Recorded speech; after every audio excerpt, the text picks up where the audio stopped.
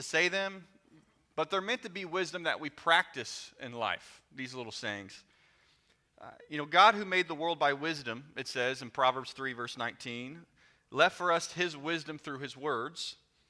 And there is one book within the collection of books that we call the Bible that is specifically given for us to hear wisdom. This is the wisdom of God.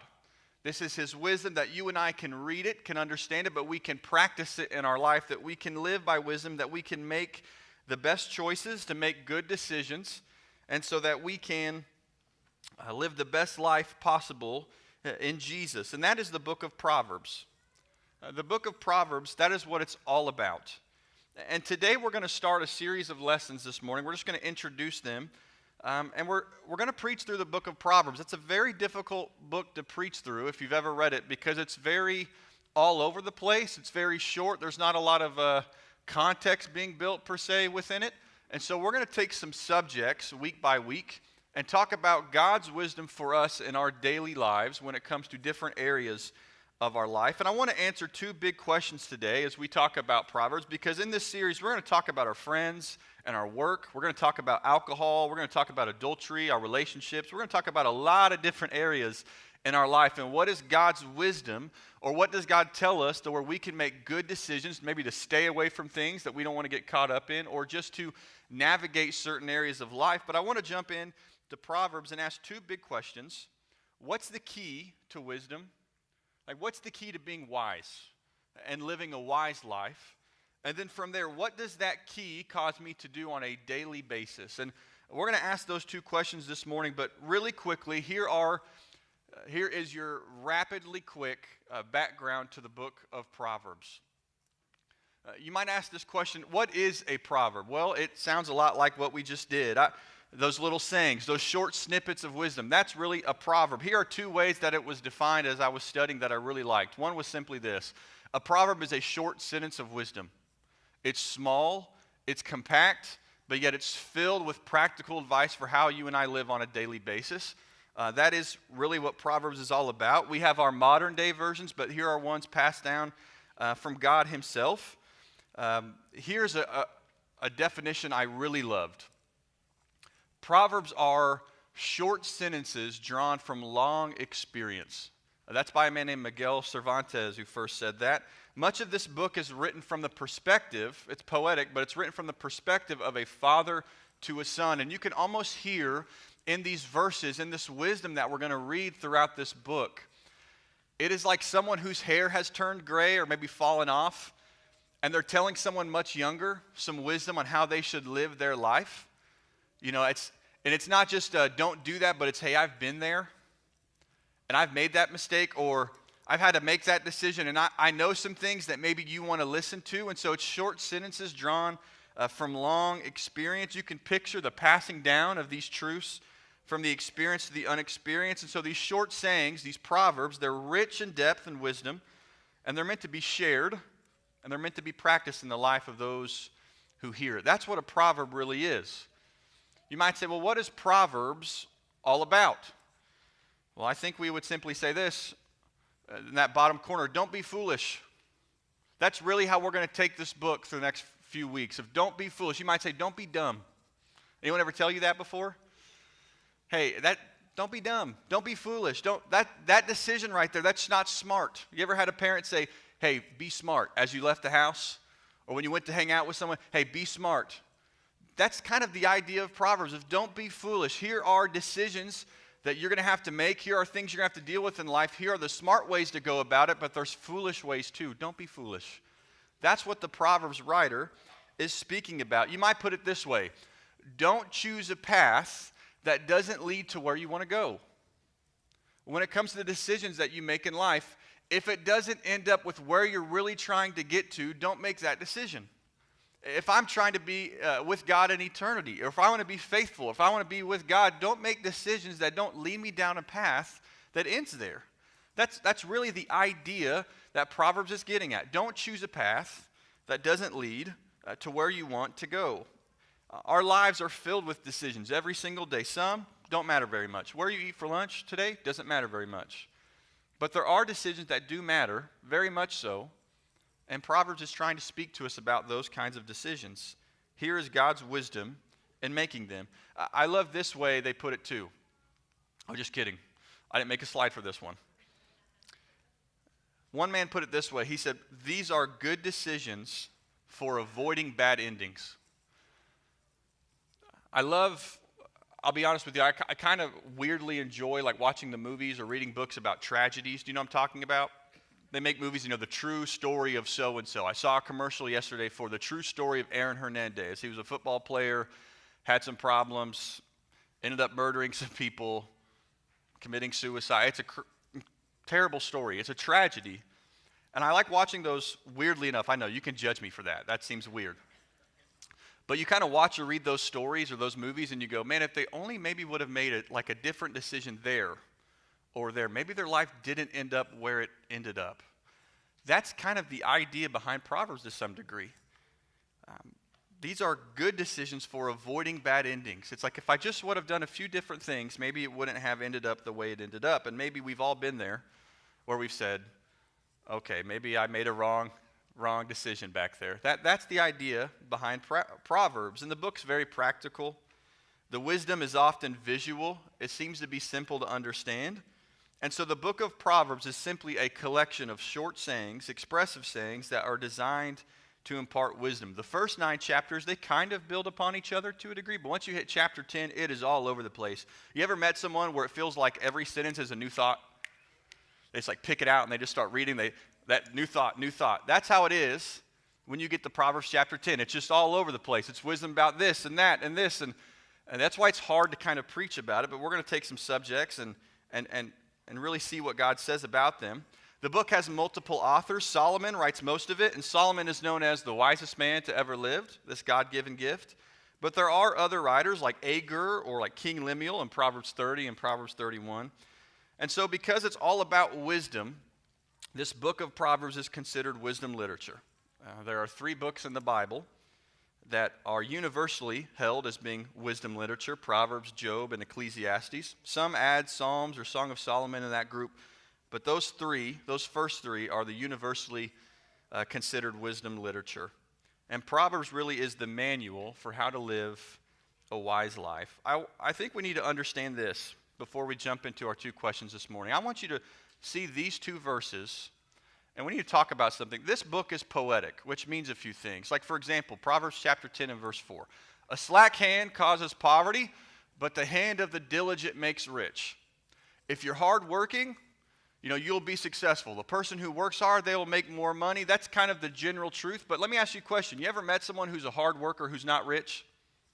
Some of you are like, that's me. That's me right now. This book is poetic. It's filled with general truths. These are generally true, but I hope we understand that it's poetic, which means this isn't a 100% of the time this happens exactly this way. These are general truths that we should live by, but I hope we don't take them to be super literal. Here's a great example of this. Proverbs 22 and verse 6. Train up the child in the way he should go, and even when he is old, he will not depart from it. I'll tell you, there has been many parents who they read this verse and they take it literally as if this is 100% of the time truth, and they're devastated by the choices of their children. When they go off into their world, they have their own choices to make and they choose to live a different way. That statement, it's generally true. It is. We must train up our children in the ways of God. But I hope we understand it is poetic. And so it doesn't necessarily mean that if your children go off and they do their own thing and they leave God, that you didn't train up in the way he should go. That's your fault, parent. I'll tell you, there's a lot of parents who walk with guilt because their children didn't follow the paths that they set for them, and they feel like they must have done a terrible job. Parents, you're imperfect. You didn't do a perfect job, but that doesn't mean you didn't do the job God called you to do.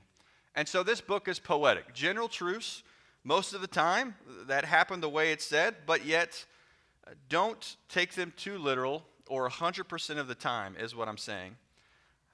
People are looking for rules for their life. If you were to go to Barnes & Noble or some bookstore, you'll probably have a section called self-help. It's like 15 guidelines for your marriage, or 10 ways to reach your potential, or like 6 ways to train your dog to where he'll stop biting you. Like those kind of books. Proverbs is kind of like that. Here are rules for your life, and that's the way we're taking it. It kind of, and there is 2 questions I said I wanted to ask, and we'll get to them. Number 1 is, what is the key to being wise? Because if this is all about the decisions we make, what's the key that we need to have? And the proverb writer would say this, in Proverbs 1 and verse 7, the fear of the Lord is the beginning of knowledge. Fools despise wisdom and instruction. If you want to be wise and live a wise life, if you want to make the best decisions possible, you must have a fear of the Lord. Every single person needs a fear of the Lord if they're going to be considered wise. You say, well, what does that mean? Should I be afraid of God? Should I walk around terrified? I mean, he is mighty and powerful. He's judge, the ultimate judge. He'll render his judgment one day, and maybe I should be afraid. Is that what that means? And then some will tell you, no, it means to be in awe of God, to be in awe of his majesty and his power and his ability and all of his qualities. And I think it's maybe a mixture of both. You remember being in school and having a substitute teacher? I'm sure all of you treated your substitute teachers perfectly. Would you have acted a little different if the principal was your substitute teacher, or if it was just some random lady from your neighborhood you'd never met before that you'll probably never see again? You probably acted a little different if your principal was in the room, depending on a substitute teacher, because you had a different kind of fear of them or view of them. You understood who they were, their power, their ability, and you said, I'm going to be a little more respectful, you might say, of them. That's what we're getting at. The fear of the Lord is this idea of understanding who God is, and it's saying that, especially in comparison to who we are, we should fear him. It doesn't mean he wants us to walk around and be frightened or shaking in fear of him, but there is a respect based off his superiority. He's all-powerful, and we're limited in power. He's all-knowing, and we're limited in knowledge. He's eternal, and we are not. And so a fear of the Lord is understanding the difference between his position and ours and seeking his wisdom because of it. I loved this definition of a fear of the Lord. If you really want to define it, I think this is a great way to define it. The fear of the Lord is a healthy respect for God and his definition of good and evil. You remember the very beginning when there was Adam and Eve before the tree and they had a choice to make? And Satan said, oh, he told you that because if you eat of it, you will be like who? You'll be like God.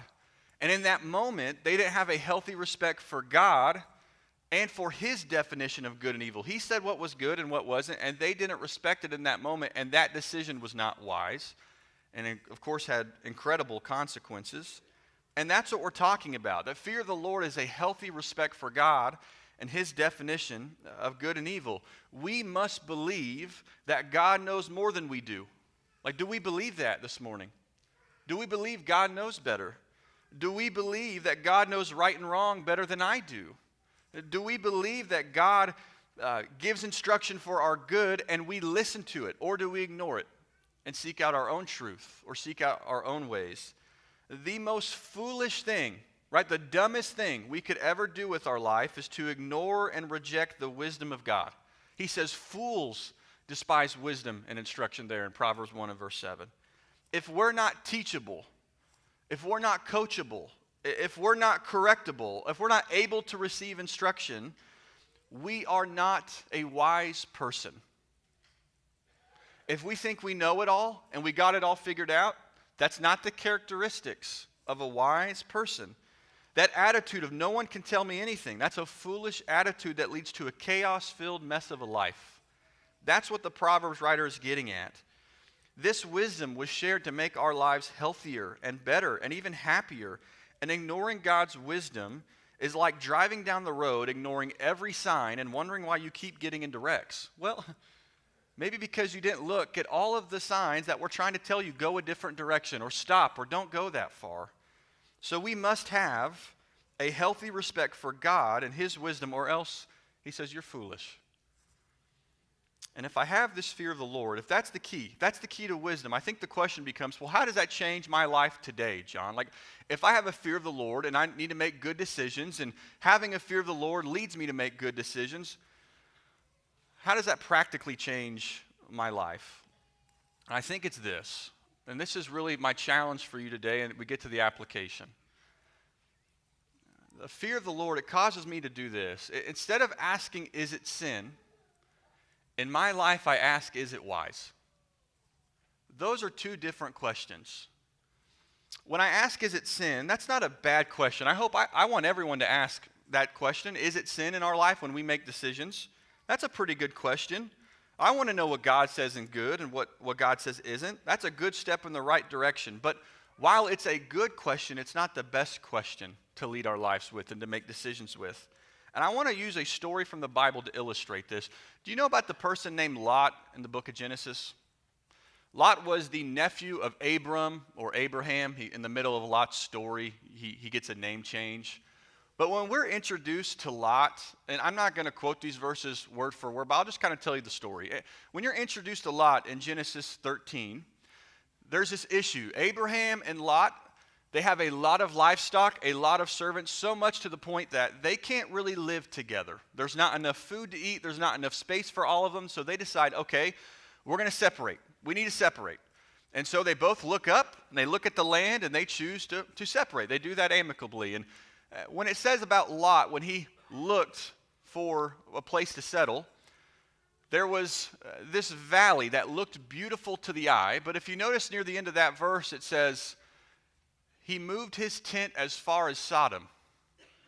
You ever heard of Sodom? Sodom or Gomorrah, and Gomorrah? It's kind of known for a certain thing or two, for maybe how it ended. But even then, it was known as the men of Sodom were wicked, sinners against the Lord. And Lot decided, I'm going to move my tent in that direction. Okay, now is that decision sinful? No. But I want you to notice what happens in the next few times we are mentioned to Lot. Didn't say anything about what happens to him until Genesis 14, where apparently some armies, some kings got together. They run through Sodom and Gomorrah, and they plunder it. They take all of the possessions, and it says they kidnap Lot. Now, just so we understand, Lot moved near the city. Then the next time we're introduced to him, or it's mentioned of him, he's now living in it. We don't have it up here, but Abraham, he would go and rescue Lot. He would remove him from the situation. He would save him. And here's where it gets even more interesting. The next time you see Lot in the Bible, Lot's back in Sodom and Gomorrah. And angels come, and they basically tell him, they come to him, and what they tell him is, hey, you need to get out of here. Take your wife, take your daughters, get out of here, or else you will be swept away in the punishment of the city. God was going to burn up Sodom and Gomorrah. He was going to end it. He was going to destroy it. But notice what it says at the very end. Lot lingered. He was kind of slow to do that. He struggled to do that. He hesitated. And so the men basically take the daughters, they take Lot, they take his wife, and they just get him out of the city. And they say, don't look back, don't do anything else, just get out of there. And they all leave. But what happens is, as they leave, Lot's wife turns around. She looks at the city. That was one of the directions God said not to do. And she was turned into a pillar of salt. It gets worse from there as they leave the city. The daughters think there are going to be no men where they're at currently. They can never have children. They get their father drunk, and they try to have children with him, and they do have children with him. It's an ugly, weird, awkward story in the Bible. But I would just simply ask you this. Was it sinful for Lot to move near Sodom? No. Was it wise? No. It cost him his wife. Not that he's guilty necessarily of that decision, but his wife suffered. His daughters suffered. They create a tribe of people who were idolatrous for quite the time. And it wasn't a wise decision. It wasn't a smart decision. And I'm sure Lot, while he's not guilty of it, he's called a righteous man in Scripture. I'm sure he regretted the fact that he ever moved close to Sodom. Listen, I tell you all that for this reason. If Lot asks, is it wise, he never gets close to Sodom. He never gets close, and none of that ever happens. When we live by the question, is it sin? Here's what happens. We make choices based on where the line is, and we get as close to the line as possible, don't we? That's often what we do as humans. What's sin? And then we start flirting with it. How close can I get to sin without really getting caught up in it? And that's a dangerous game to play, because when you flirt with sin, it often results in falling into sin. When you see how close you can get to it, oftentimes you get caught up right in it. Like, don't be foolish. If we're in arm's reach of sin, it will reach out and grab us. It's much easier to stay away from sin than it is to let it go from your life. I just think about how we sometimes view subjects like our physical relationships, our sexual relationships, or how we view alcohol or substances, or how we view our money or our work life, or many other things. And oftentimes we try to find out where the line is and flirt with it, and we wonder why us or our children or our loved ones get caught up in something that we never wanted them to get caught up in. See, every bad decision in our lives probably wouldn't happen if we would turn to God and ask, is it wise? Is that a smart decision? And that's what Proverbs is all about. He says, if you have fear of the Lord, you will lead your life asking, is it wise? And you'll make better decisions. And so in this series, that's exactly what we're going to do. What does God say about different areas of our life? And what are the wise decisions that we should make so that we can live the best possible lives, live good lives, and live lives that walk with God in His ways? And I pray it will be a blessing to you and I. But my challenge for you just to start today is you need to have a fear of the Lord. And I think it starts by asking that question, is it wise, when it comes to our decisions in life? So the next time we approach a subject, and it's a pretty big decision or it's something along those lines, is it wise? Not is it sin, but is it wise? Let's learn from the story of Lot this morning. The book is really this: don't be foolish, don't make a dumb decision. Listen to God, listen to His instruction, and you'll be a wise person. We're never going to make all the right decisions in life, but we don't have to live constantly making bad ones. I think about all the times when I left home and I had someone tell me, be smart. You're going out with friends, be smart. You're going to go see some guys you play ball with, be smart. That's what God is telling us in our life, be smart. And don't be foolish, fear the Lord, listen to His wisdom, and let God bless you with His counsel and see the benefits of following His ways. Are you teachable this morning? Do you believe that God knows better than you? Are you wise? Do you have a healthy respect for God and His decisions? Or are you living life just whatever I think goes? Listen, that's not the best way to live life. There's a much better way, and it's one with God. And if we can help you start living that way, to make wise decisions, to walk with God, we would love to help you do that. Maybe your wise decision this morning is to put on Jesus Christ, to follow Him, to become a Christian. Maybe it's I need help and I need wisdom to get out of things that I'm stuck in life. Some sins, some choices I've made that have hurt me, and I need some prayers and support to live a more wise life. If you have a need this morning, we would love to help you now while we stand and while we sing.